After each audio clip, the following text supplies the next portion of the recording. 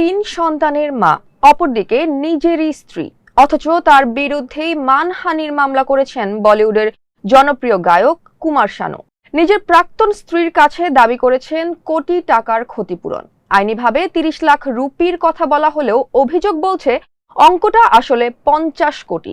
এই মামলার পেছনের অভিযোগ, পাল্টা বক্তব্য আর ব্যক্তিগত জীবনের বিস্ফোরক অধ্যায় নিয়ে বিস্তারিত থাকছে এই প্রতিবেদনে।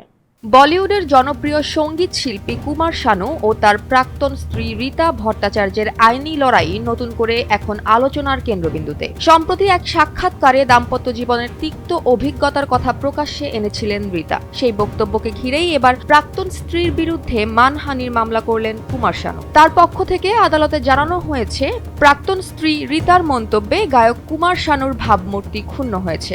এই অভিযোগে 17 ডিসেম্বর মামলার শুনানিতে শানুর তরফ থেকে 30 লক্ষ রুপি ক্ষতিপূরণ দাবি করা হয়। তবে এখানেই শেষ নয়। সংবাদ মাধ্যমে মুখ খুলে রীতা ভট্টাচার্য দাবি করেছেন, পরবর্তী আইনি নোটিশে যে ক্ষতিপূরণের অঙ্ক চাওয়া হয়েছে তা আদালতে বলা টাকার চেয়েও অনেক বেশি। রীতার ভাষায়, আমাকে যে কাগজ পাঠানো হয়েছে সেখানে 50 কোটি রুপি চাওয়া হয়েছে। আমি বুঝতে পারছি না শানু কিভাবে ভাবছে আমার কাছে এত টাকা আছে। তবে কষ্টের বিষয়, ও নিজের 3 সন্তানের মায়ের বিরুদ্ধে মামলা করেছে। এর আগের এক সাক্ষাৎকারে রীতা অভিযোগ করেছিলেন, অন্তঃসত্ত্বা অবস্থায় তাকে মানসিক ও শারীরিকভাবে হেনস্থা করা হয়েছে, এমনকি তাকে খেতে পর্যন্ত দেওয়া হয়নি। আবার একাধিক বিবাহ বহির্ভূত সম্পর্কেও জড়িয়েছিলেন শানু, এমন অভিযোগও তুলেছিলেন তিনি।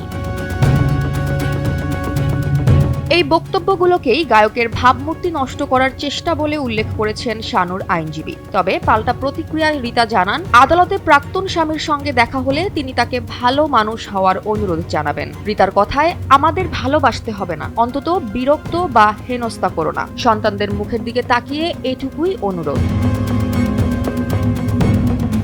এই বিতর্কের শিকড় কিন্তু আরো পুরনো। বিগ বসে গিয়ে অভিনেত্রী কুনিকা সদানন্দ কুমার শানুর সঙ্গে বিবাহ বহির্ভূত সম্পর্কের কথা প্রকাশ করেছিলেন। তারপর থেকেই নতুন করে আলোচনায় আসে এই দাম্পত্য কলহ।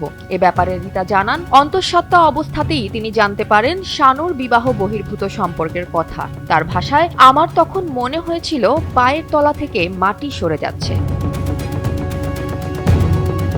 কোটি টাকার মামলা, পুরনো অভিযোগ আর সন্তানদের ভবিষ্যৎ নিয়ে এই মুহূর্তে দাঁড়িয়ে কুমার শানু ও রীতা ভট্টাচার্যের আইনি এই লড়াই শেষ পর্যন্ত কোন পথে এগোয়, সেটাই এখন দেখার বিষয়।